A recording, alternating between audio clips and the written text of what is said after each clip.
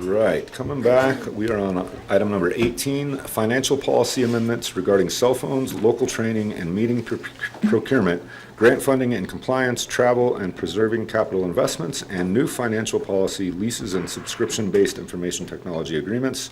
Mrs. Tikhomirova. Good afternoon, Mayor Pro Tem Bass, members of the City Council, Olga Tikhomirova, Director of Finance, and the item before you today is an update to several financial policies. Originally, the policies were adopted in 2005, and every year policies are presented to City Council for amendments, and any new financial policies that require adoptions are presented as well.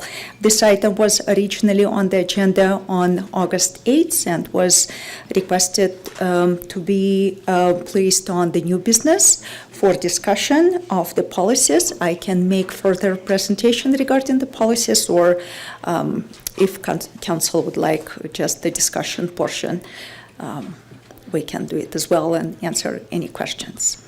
Great, thank you, Ms. Tikhomirova.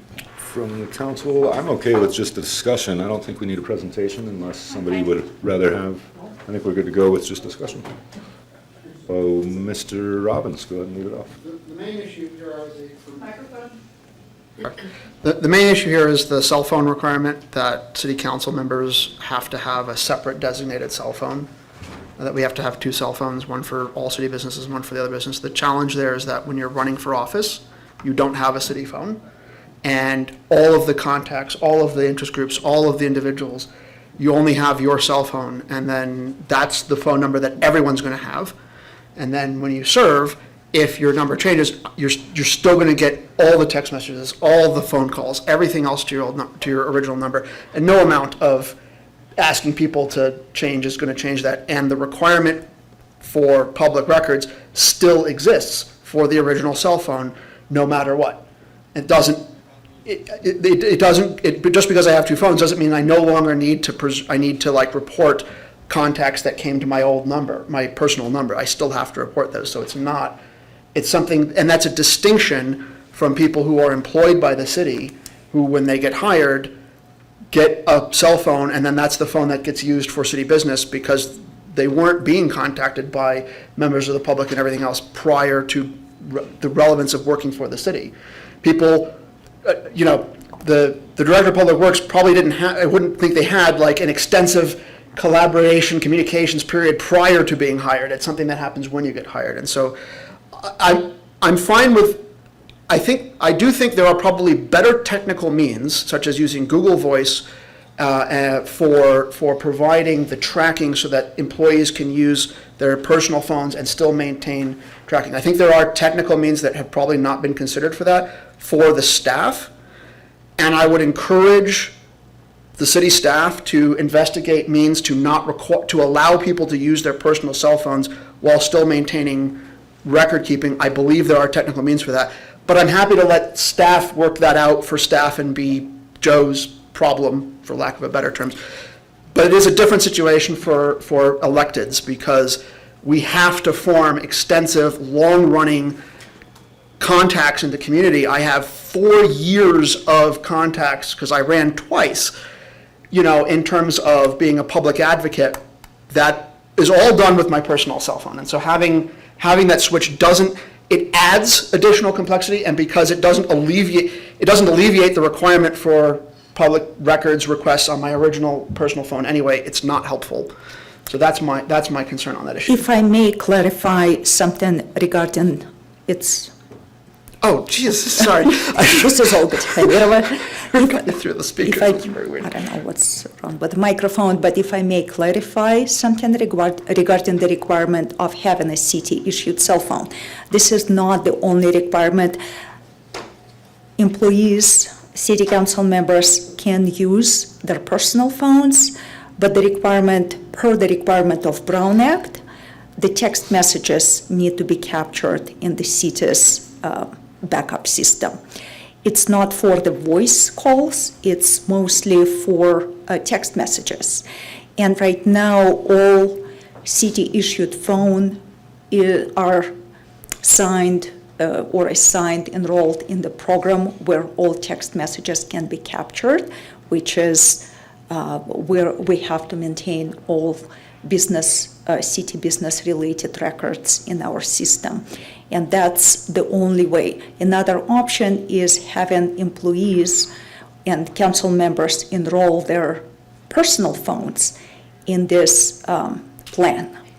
And this plan is with AT&T, and there are certain complications when your personal phone is not under AT&T plan, but it is an option to enroll personal phone in the backup plan. The only downside to that, all personal texts are also captured in But you that understand, like, system. the catch-22 there is, no matter what we do with city phones, we're still gonna get calls and messages to our personal phones because we spent years establishing those contacts, and that doesn't go away just because we have a city. If the answer was, you get a city phone, but then any messages you get that are city business to your old number are no longer required to be reportable, then, okay, fine, but that's not the case.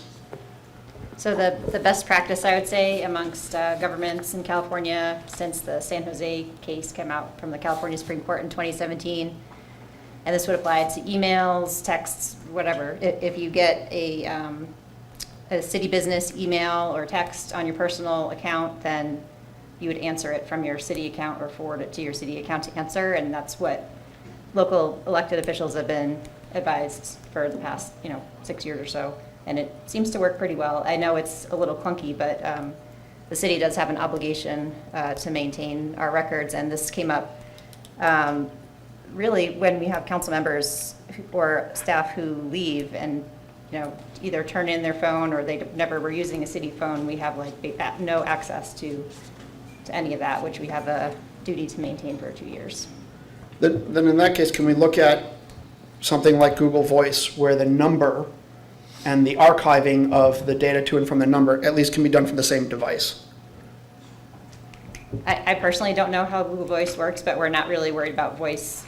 No, but it's a number that you can still text. It's still a virtual self. Our It's a virtual IT department number. looked at various solutions and came up with the Smarsh solution as the best one. But I don't know what other solutions were looked at. Mrs. Wallace? So I have a question. I weirdly agree with Mr. Robbins again. I have had the same. Lightning's gonna come down. I know, hell's frozen over. I have had the same cell phone number for 25 years, and I've worked in the community for 25 years. And I didn't have a city cell phone until like 3 months ago, maybe even less. And I've attempted to make those changes, and it's not really working. It's been really incredibly hard. However, I have AT&T, and I would be willing to sign my phone up for this plan that you're talking about, because if y'all want to capture the GIF wars between my sister and I, they're pretty hilarious, and you guys are welcome to them, because I do nothing on my personal phone that I have to worry about. And so I would totally be willing to sign my phone up, my personal phone up, so that all of it could be captured. Because if you do nothing wrong, you have nothing to hide. So I have nothing that I wouldn't be willing to put out there. It is an option under the policy. Good, because I don't want to carry a second phone. Thank you. So, So this is an option for when you don't want to have the city cell phone, right? You're not suggesting, right? Is that what you're saying? That's what you're saying? yeah, so we do have that option, to be clear. That's the possibility. So, for me, I do hear your concerns here. I personally don't want my text messages, and I have employment confidentiality, things that come through my text messages that don't need to be public record. And so there's a real need, but I have also, I have my cell phone, the voice part forwards over to my phone, but texts won't. And I do think that the text side is best to keep on the city phone. And if somebody texts me something, like Ms. Stroud said, text them back from the city phone, hey, this is our policy. If you're gonna text me, please make sure to text, through this number. So, and then the fact that there is a possibility, if you want to allow your personal phone, that option seems to be alive. So with that, if we don't have clarifying questions, maybe let's go to, Can the text messages be forwarded back and forth? Can we set that up? That's a technical question, I don't know. if that Can, works. sorry, let me rephrase the question. Can we get clarification from the IT department of how we can set up text forwarding back and forth through the phone? The call forwarding, I am familiar with that, I'm not sure how that applies, that's why I was asking. When I say Google Voice, I understand that also includes text messages as a thing that does. So can we get the text message forward back? I'm fine with having the phone plugged in and left at home and all that, that's fine. And so long as data is forwarded back and forth. But I would like to get clarification from the ID department how we can set that up for text messages. We can find out. Yeah, I know when you had asked that question a few months ago, I did ask our IT director, and it didn't sound like that was possible under our current plan, but I don't know the details. I remember that as well. It was a question that was asked if text could be forwarded, and the answer was no. And just one thought, that there are phones now that do allow 2 SIM cards. So if you want to only carry one phone and you want to take the SIM card from your city phone and put it in, you can receive 2 lines on one phone. So if you only want to carry one, that's another option. But then you would need to sign up with AT&T that would allow that to be backed up on your personal plan. So I think all that pretty much exists within, within our current capabilities. Well, all right, if there's no more clarifying questions, let's open this up to public comment. Is there any public comment in the room? Seeing none, we'll go to our online platform. No public comments on Zoom. All right, bringing it back to council for a motion. Move that we pass a resolution amending financial policies regarding cell phones, local training and meeting, procurement, grant funding and compliance, travel and preserving capital investments, and adopting new financial policies, leases, and subscription-based information technology arrangements. Second. You got it.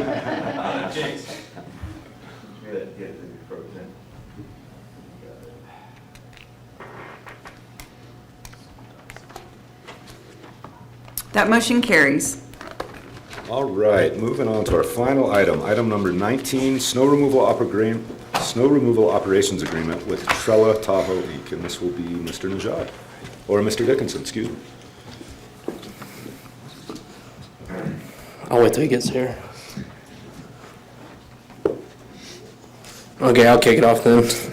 So, hello City Council, my name is John Dickinson, I'm the airport manager here, along with Mr. Najad, their Public Works Director. In June of this year, we went out to RFP for a snow removal contract, in which we only had one bidder, which is Trella Tahoe. Trella Tahoe has been a great vendor for us for the past couple of years, even before I got here. Last year, they helped us out one of the worst snowstorms we've ever had. And I'll kick it off with a presentation. Where's my little note? From the airport side, I'm going to speak on the airport side and let Mr. Najad take over the public works side, well, which I'm a part of public works. But last year we only did the hangar lanes, Lisa Mayloff, and a little part of the ramp where CalStar is. This year we expanded our role because of the snowstorms and the new fees that we collected. Now we're allowed to, it's allowing us to move forward with bigger projects going forward. It's all the money that we're using for the airport is all come from the airport cash balance. Nothing is coming from city funds. So every dime that we're using is going towards the airport is in the airport fund. We're going to be doing taxiways and ramps this year. Lisa Mayloff Way, which will come out of public roads funds, 207. Hangars and the stairs, sidewalk, and parking lot. So that staff, in the airport, because we're so limited here, that we can complete our jobs and daily jobs that we have. Outside of that, that's pretty much where the airport stands. I'm going to let Mr. Najad talk about pretty much everywhere else. There's a map of what we're doing at the airport. Thank you, John. Mayor Pro Tem and council members, Anush Najad, Director of Public Works. As John mentioned, we went out for a new contract for snow operations. So we collaborated because, it's better to have one contractor to do the snow operations. After the last year epic winter, I made a presentation to the City Council in March of 2023 and recommended that additional facilities to be included for outside contracting. which was incorporated in the snow operation plan that I presented to you. Traditionally, our contractor has plowed the police station and the fire station sites. Last year, due to the heavy snowfall, we contracted with Trail of Tahoe on an emergency basis to address the Harrison Avenue parking lots, the ice arena, recreational area, and the Bijou Park. This year, we've also added in the RFP the Public Works and Development Services lots as well. By contracting this work, both the park staff and facilities staff will be able to transfer more of our CDL drivers to the streets division so that we can have sufficient staff to be able to plow all of the roadways that we have. In addition, this will help with staffing issues with both the Parks Department and Facilities Group because they have a lot of work to do, and this way we will be able to contract this work out. We have reviewed the bid prices, and the prices that we received from Trail of Tahoe is very competitive and fair pricing. So this is the list of all of the facilities that we're going to contract out. One of the line items that we included in the RFP was an optional sidewalk snow operations. We received a rather good price to do that work. If you recall, last year, we began an enforcement process so that we required the property owners to continuously maintain the sidewalks, which by our ordinance is the responsibility of the property owners. This process, frankly, was very time-consuming. We spent a lot of staff time to be able to inspect and then enforce the work. Now we have a cost that we know how much does it cost to maintain the sidewalks for the snow operations. So we really have the three options that we have.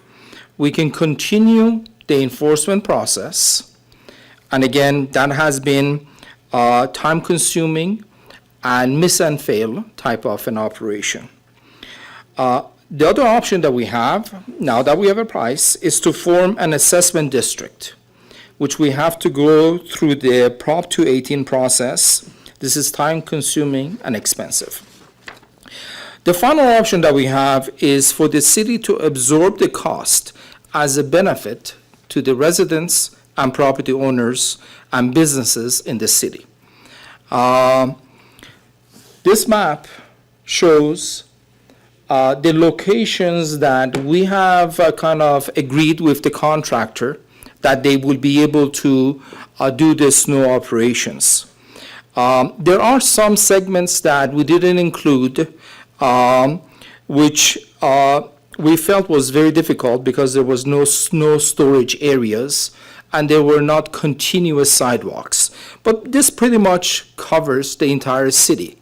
Some of the areas where we have multi-use paths, like on Sierra Boulevard and Ski Run, the Parks Department wanted to continue to plow those trails. So they will be doing that. So with this, we can pretty much cover most of the city. And since this is the first year, if the council approves this, we're going to be monitoring, the operations. We want to make sure that if there are any areas that needs to be expanded, we can do that. And we have a very good relationship with Trail of Tahoe, and they have worked very well with us in the past. So I feel that there will be a lot of learning as we go through this process, and we're going to hopefully fine-tune it for the following years. We've also have contacted Caltrans, and they do not require a permit for us to be able to do this snow operation.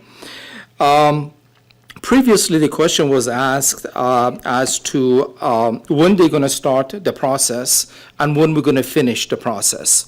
So The contractor is obligated to start the operation when we have as much as 3 inches of snow on the sidewalk, but they will wait until the snow event ends, and within 24 hours, they will clear all of the sidewalks. This way, they don't have to kind of continue to do the operations. This is in compliance with the ordinance that we have, that the property owners need to clear the sidewalk within 24 hours. I want to emphasize that if the city council approves this plan, which is $126,000, this does not relieve the property owners of the maintenance and repair of the sidewalks, which is their responsibility. Basically, the city is going to do the snow operation and remove the snow so that we do have a path for the pedestrians to be able to walk on the sidewalks. They will clear a 48-inch path along the sidewalks. Some of our sidewalks, unfortunately, may not be 48 inches, but we'll try to cover all of the sidewalk with the 48 inches pathway. That is the plan, and if the council approves the optional sidewalk maintenance, then we will award that. If not, we can remove that item and then award the rest. But our recommendation is to award all of the components, including the sidewalk. Great, thank you, Mr. Najad. So we will bring it back to council for clarifying questions. Mr. Robbins. Putting up the request to speak thing makes the chart, makes the document go away. You mentioned that it's not quite, I'm looking at the map here, it's a little hard to see on that screen, that's why I was bringing it up here. Yes. It's not quite all the sidewalks on Highway 50, it is a lot of them. I just wanted to get clarification on the ones that are excluded, because the gaps seem just kind of there. So could you fill me in on, I can't see it there, but could you fill me in on why some of the gaps there, notably the entire north side of 50 between Lakeview Commons and Pioneer, north 50 seems to be excluded. There is plenty of sidewalk. Is that because the bike trail is there and it's cleared? I just want to clarify why were certain things out and why were certain things in? So they will be clearing both sides of US 50, the sidewalk, the concrete portion. The Parks Department will do the trails, which is shown here in the black. Okay, so the north side of Highway 50 between Pioneer and Lakeview Commons is, the trail there is already being done. So we're not going to additionally clear the sidewalk. I guess there's not really a sidewalk separate from that is the idea. Okay, it's just the trail. And then there's a gap, like with a tiny little piece on the southern bit of El Tahoe. So you go from like the Harrison Ave shops, and then there's like is that bike trail? Is that what's? Yes. It's just not on the map, so I'm just trying to clarify and make sure I have a good view of this. And that's the case along the rest of highways. And then the last one is like in Sierra Track, there's a gap on the westernmost bit of Sierra Track. So the Parks Department will do the Sierra Track and ski run. Sorry, not Sierra Boulevard. Okay. On 50. You can kind of see it there on 50. Yeah, I don't have the street names handy, but yeah, it's not dirt. There should be sidewalk there, I believe. It's, the area in question's right next to Lodi. There's Yeah. like a little plaza there almost, where there's a lot of scooters are parked there. It's right across from the hangar. You go across the like kind of, it's not the quote unquote bridge bit, and yeah, you go across the little bridge bit. That's getting cleared, but then it stops. And I think there's a bus station near there, isn't there? Can you see the part I'm talking about on the chart there? It's yellow and gray, so it's just a little hard to see. Oh, that area. Yes. So let me make sure that I can, so we're going to be working with Trail Tahoe. Every sidewalk that we have on US 50, we're going to operate and clear the snow. Some of the areas, as I mentioned, like the small gaps, which are shown here in the gray, for example, like these. I don't think at the present time we will be able to do those, but again, as I mentioned, this is the first year we're going to be doing this. We're going to try to attempt to clear all of the snow on all of the sidewalks, but some of them we may not be able to do. So that's the discussion we've had with Terrella, and they have agreed that they're going to be working with us to cover as much as possible with all of the sidewalks that we have.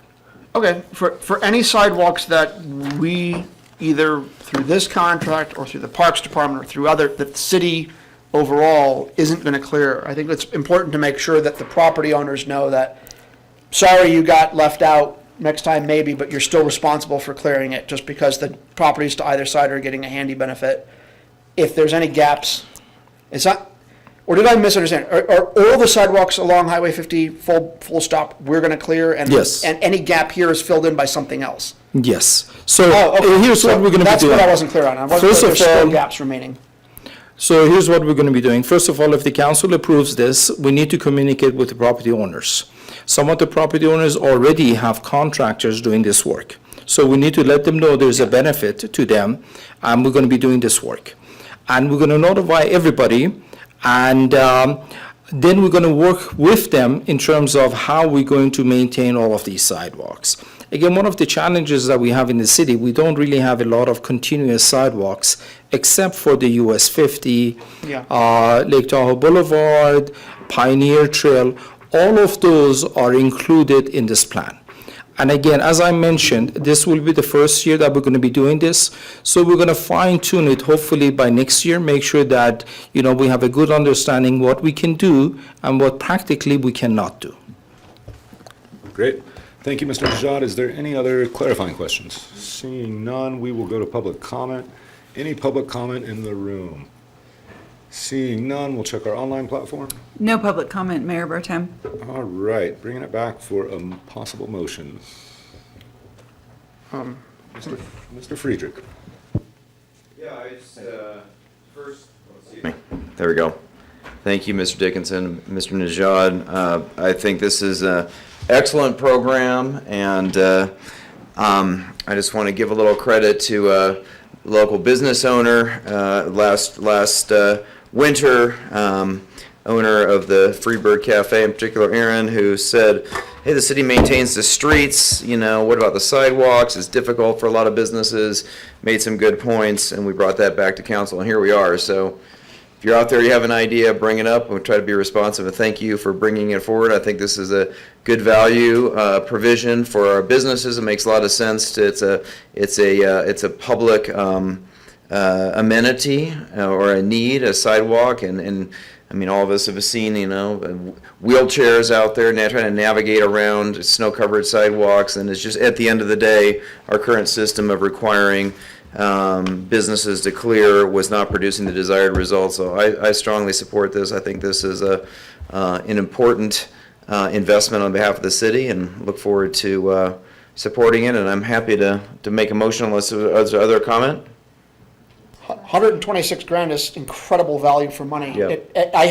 I just comment that I went like 3 rounds with staff to make sure that that wasn't per snow event, and that was actually for the whole season. I was having a hard time wrapping my head around how good a deal that is.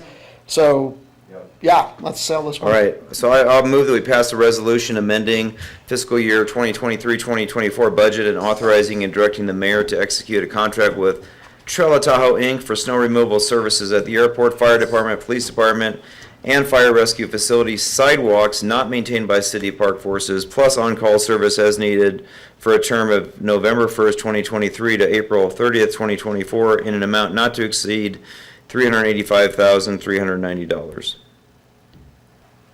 Second.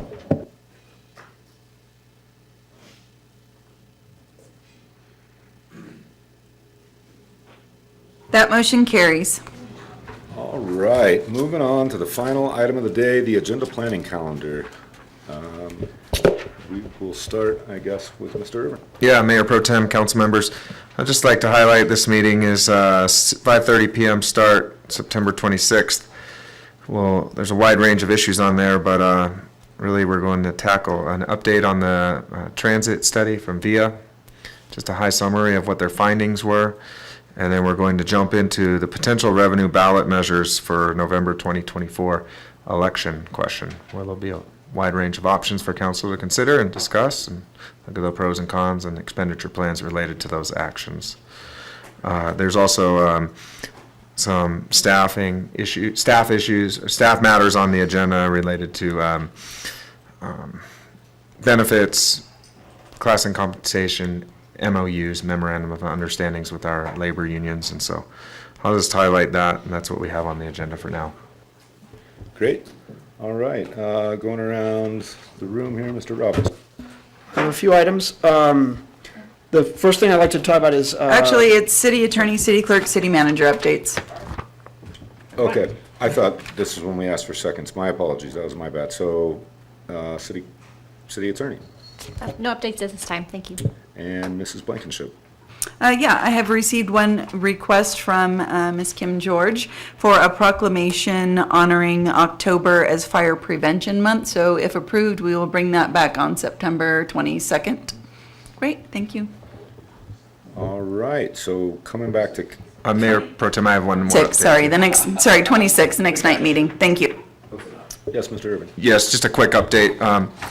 The Senator Alvarado Gills representative Heidi Meyerhofer has been working with our staff and will be hosting airport lobby hours, office hours here, starting 2 p.m. to 4:30 on council meeting days. So the first one will be September 26th, then October 14th, November 21st, and December 12th. Just want to give an update on that. Great, thank you. Only thought was making sure they know we have night meetings. They do. That's what she wants to be here right before the For closed the night session. meetings, great. Yep. That's awesome. All right, moving on to council member reports. Mr. Robbins. Yeah, so a topic that I discussed a couple times with staff is, and that's come up from the public a number of times, is the idea of a local housing preference for affordable housing in the city. Right now, as best as has been made to understand, is that our affordable housing projects are available to anyone, anywhere in the country. And there are processes where we can prioritize people who have lived here for a while to have them be prioritized for affordable housing. I want to acknowledge that there's a history in the United States with this kind of tactic being used to exclude particularly minorities from neighborhoods. And so there's a requirement, if we're going to do something like that, that we do a study to show that that doing so does not induce a racist outcome where we're trying to keep minorities out of our community. Which, when it was explained to me, I had to do a little bit of a head spin because we have a large minority population, but the history of actions like this have been used in negative ways, but that's not the case here. I think that would sail through, but we have to go through a hoop in order to do it. And I think in this case, that would be reasonable and a good thing to do to have projects like Sugar Pines and we haven't named it yet, but the 7-Eleven housing unit, which is a terrible shorthand name for that unit, I agree. That's a better name, but not, like, it needs a cute name, but whatever. The next set of housing programs and the Sugar Pines that are coming up to prioritize those units for people who have lived here. And yes, we have a diverse neighborhood, so it's not a problem, but it is a thing we would need to do. So I'd like us to bring back an agenda item for a local housing preference and the requirements to go through that to meet the study requirements for of demonstrating that we avoid racial exclusion in that process. All right, we got a Is that second clear for enough? that? Yep. We're good to Mr. Allard, go. does that meet? I Is that clear? think that you explained what you're asking for, so now we just need to know if someone else agrees. Ms. Wallace Yes. seconded, yep. Okay. All right. Another item that we have is there is state SB 9, which everywhere else requires most residential areas to be allowed to be used as, if you're going to build a house in a residential zone, it requires that anything that may be zoned single family also allows you to build a split level or simple duplex that otherwise meets the same requirements. And because we're Tahoe and we're under the TRPA, the state rules don't directly apply to us. It took the TRPA an eternity for them to get the ADU requirements in. But the city can push that forward by having an area plan that goes beyond what the TRPA requirements. So I'm proposing a discussion for a residential area plan, for an area plan for all residential zones to include implementation of SB 9 type housing, and as well as design standards to allow simple, modest duplex constructions and to coordinate that with the TRPA. The idea would be that the TRPA just okays it and we don't have to do anything, but I don't think that may be forthcoming in a timely way. And I do want to acknowledge that this should probably also include a discussion of things like setbacks, so that we're not building oversized units necessarily in modest homes, but allowing us to do SB 9 style duplexes where we're already building mushroom houses as it is. I'm happy to second that, but I think it's already something we've discussed, is an entire community residential area plan. That's correct. We Yeah. do have it on our work plan. It's on the work We plan. have several other area plans we're working on. We've but been that talking is- about it This since conversation. Devin Middlebrook was on council. That is on our When he and I radar. were on the housing committee. Well, I chatted, I brought this up in staff meeting, so where is that?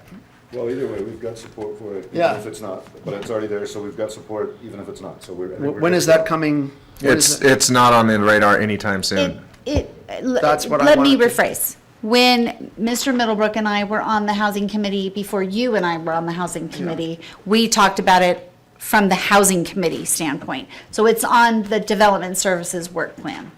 It's on our work plan. It's not on the It's APC not or on the the strategic APC. plan, because we have been working on the two existing area plan updates, discussions about Midtown area plan, and then this is the next one to tackle. So, do we want to bring this forward onto the APC so that it is pushed up so that we can actually get to this in a timely way? If it's been there since the Middlebrook era, that's quite a I while. think it's more a matter of, there's already two area plans in the works right now, and they needed to get through those in order to work on that third area plan. Am I not mistaken? That's I think correct. what It's I'm hearing, just, well, here's what I'll do. I think we just will put it on the APC under unscheduled. Okay. But it, 'Cause, that- Joe, you that is weren't a aware very that it was true- on the radar. That is a very true point. I mean, it's not on the radar. I mean, we're It's barely next getting able year. to get a Midtown area plan adopted or started.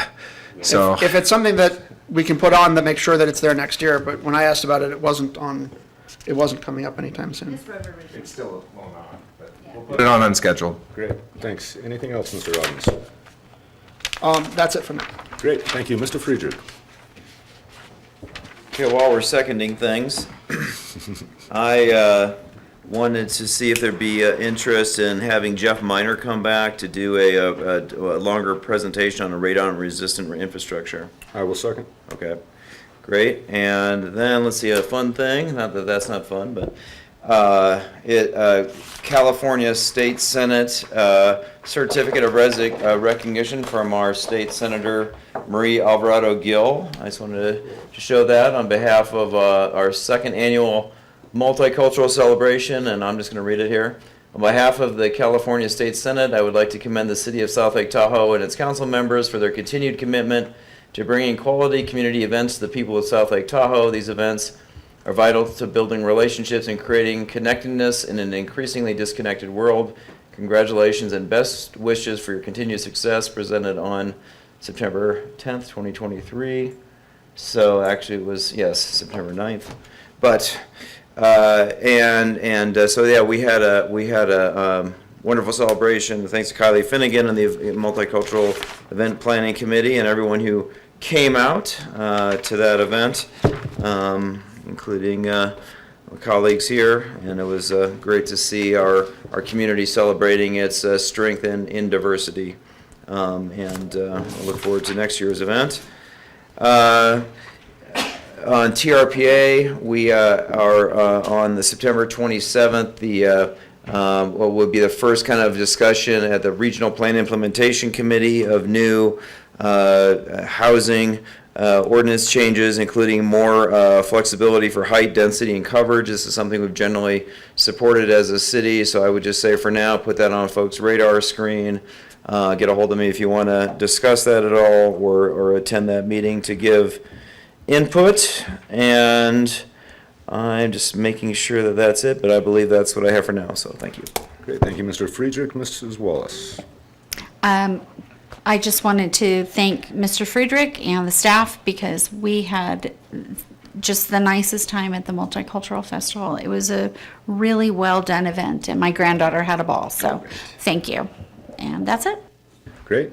I don't really have much. We did have a TTD meeting, a lot happening in the world of transit as far as where we're going to move, but I feel like the next meeting I'll have more updates that'll be more substantial. So with that, meeting is adjourned.